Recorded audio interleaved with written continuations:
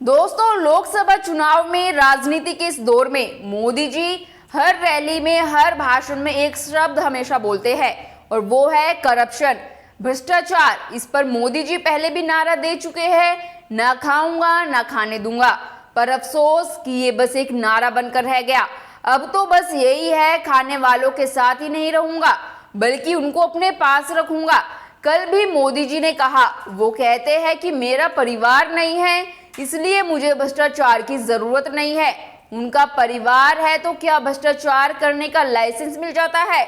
बहुत कुछ हुआ होगा, लेकिन 10 साल में जो हुआ वो सिर्फ ट्रेलर है। बिल्कुल सही कहा मोदी जी ने, ये तो ट्रेलर है।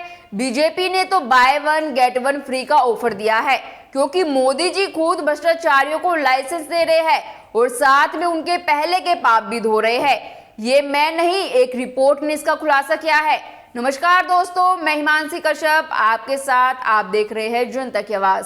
दोस्तों, 2014 से भ्रष्टाचार का आरोप झेल रहे 25 विपक्षी नेता बीजेपी में शामिल हुए हैं। इनमें से 23 को राहत मिल गई है। कांग्रेस समेत तमाम विपक्षी दल लगातार ये आरोप लगाते आ रहे हैं कि बीजेपी एक वॉशिंग मशीन बन गई है, जिसमें भ्रष्ट नेताओं के जाते ही उन पर लगे दाग धुल जाते हैं।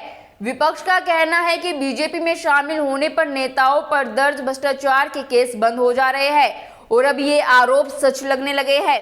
बीजेपी ऐसी वॉशिंग मशीन है जहां कोई भी दागी जाता ही पाक साफ हो जाता है। लोकसभा चुनाव 2024 में भी भाजपा ने दूसरी पार्टी से आए कई दागी नेताओं को उम्मीदवार बनाया है।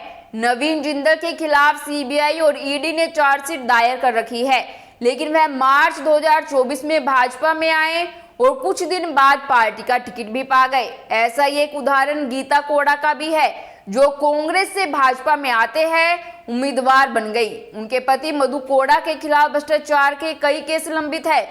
भाजपा या एनडीए में आने के बाद जिस तरह दागी नेताओं पर कार्रवाई में सुस्ती दिखाई गई, उसके ठीक उलट विपक्ष नेताओं के मामले में बिजली सी रफ्तार से कार्रवाई की गई। ताजा उदाहरण दिल्ली के मुख्यमंत्री अरविंद केजरीवाल का है। ईडी ने 19 मार्च 2024 को पहली बार आरोप लगाया कि केजरीवाल दिल्ली शराब नीति केस में साजिश करता है और 21 मार्च 2024 को उन्हें गिरफ्तार कर लिया गया।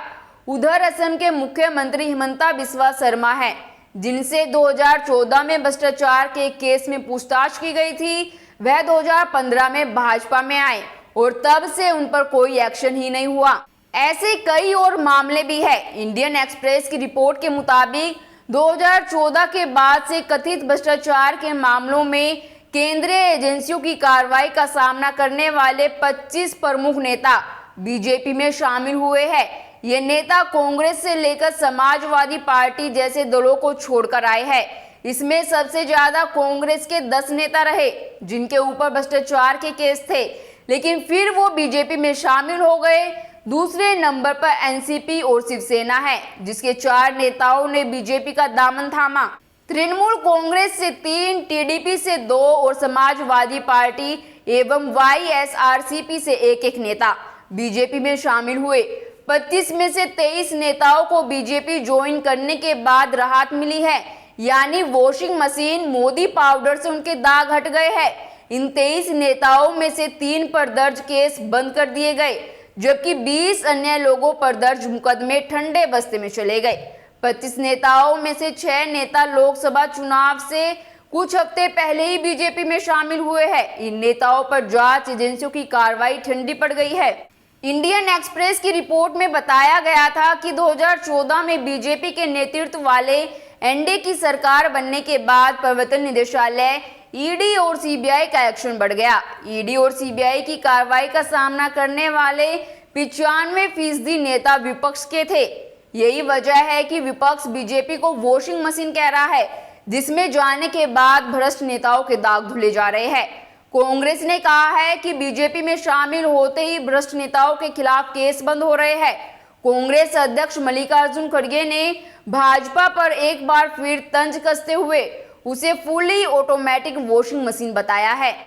एक तरह से देखा जाए तो पक्षपात हो रहा है। जब दागी नेताओं के दाग साफ हो सकते हैं, तो जो आज बीजेपी का दामन नहीं थाम रहा, बीजेपी में शामिल नहीं हो रहा, उनकी जांच कम क्यों नहीं होती, चाहे उसमें हेमंत सोरेन हो या केजरीवाल।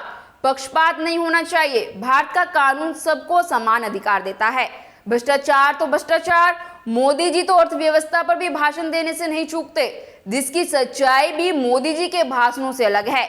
बस जनता को पागल बनाया जा रहा है, फिल्मी डायलॉग चिपकाए जा रहे हैं। भारत चंद उद्योगपतियों के लिए तो स्वर्ग बनता जा रहा है, लेकिन बाकी की जनता के लिए कब्रगाह। सरकार को सिर्फ गिने चुने लोगों की फिक्र है और सत्ता में बने रहने का नशा सर चढ़कर बोल रहा है, और ये ही सच्चाई है।